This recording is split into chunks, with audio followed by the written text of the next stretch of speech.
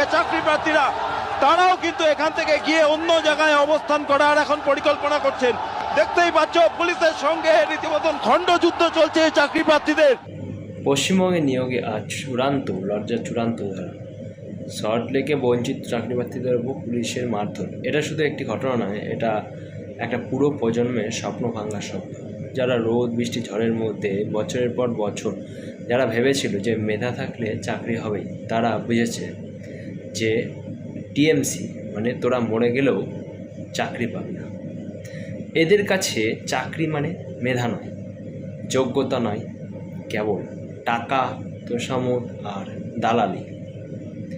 দেখুন, দুর্নীতির ফেরি, ওএমআর 60/60, মানে মতলব 60-60 ওএমআরে, একাডেমিকে 10-10, মোট কত হলো 70। তবুও ডাক নেই, কারণ কাট অফ রেখেছে 76, যেখানে পরীক্ষার মোট নম্বর 70। কি আজব লাগছে না শুনতে? এখনও যদি না বোঝেন তাহলে জেনে রাখুন, এই কাণ্ড শুধু সম্ভব মমতা ব্যানার্জি দুর্নীতিগ্রস্ত শাসনে। অভিজ্ঞতার 10 নম্বর = ঘুষের গিফট। এই নম্বর ইন্টারভিউ বোর্ড দেওয়ার কথা ছিল, কিন্তু আগে থেকেই পছন্দের বাতিল প্যানেলের গায়ে মেখে দেওয়া হয়েছে। ব্যাপারটা সহজ। 2016 চিহ্নিত দুর্নীতিগ্রস্তদের বাঁচাতে এবার এসএসসিকে পুরোপুরি ধ্বংস করা হয়েছে। 2016-তে যারা পরীক্ষা দিয়েছিল তাদের শুধুমাত্র পরীক্ষা দিলেই হবে, কোনো অভিজ্ঞতার নম্বর লাগতো না। নতুন আসনগুলিতে শুধু ফ্রেশার্সের পরীক্ষা দিত, কোনো ঝামেলাই হতো। কিন্তু সরকার সেটা করবে কেন? যাদের কাছে টাকা নিয়েছে তাদের বাঁচানো তো এখন সরকারের মূল কর্তব্য। ফ্রেশারদের বেদনা = বাংলার বেদনা। তাই 10 বছর স্বপ্ন, 10 বছরের প্রস্তুতি, 70 নম্বর, তবুও অন্ধকার। এরা দোষ করেছে কি?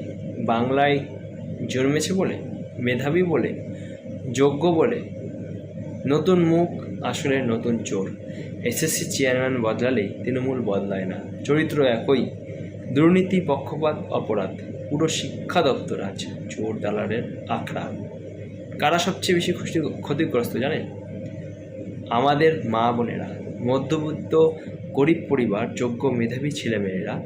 আপনারা হয়তো লক্ষ্মীর ভাণ্ডার পাচ্ছেন, কিন্তু মনে রাখবেন, এই সরকার থাকলে আপনার বাড়ির লক্ষ্মী, গণেশ, কার্তিক চাকরি পাবে না। অযোগ্য শিক্ষক মানে একটা স্কুল নয়, পুরো সমাজ ধ্বংস। সত্যিটা ধারালো করে বলছি, এই সরকার যতদিন থাকবে যোগ্যতা মরবে, মেধা অপমানিত হবে, দুর্নীতি রাজার আসনেই বসে থাকবে, আর বাংলার ভবিষ্যৎ ধ্বংস হতে থাকবে। যাদের কাছে টাকা থাকবে তারাই দেখবেন মাথায় চড়ে নাচবে। WBSSC আজ সার্কাস নিয়োগ, আজ প্রহসন, আর পুরো সিস্টেম আজ দুর্নীতির বন্ধক। পশ্চিমবঙ্গের ভবিষ্যৎ বাঁচাতে এই অন্যায়ের বিরুদ্ধে দাঁড়াতেই হবে আপনার।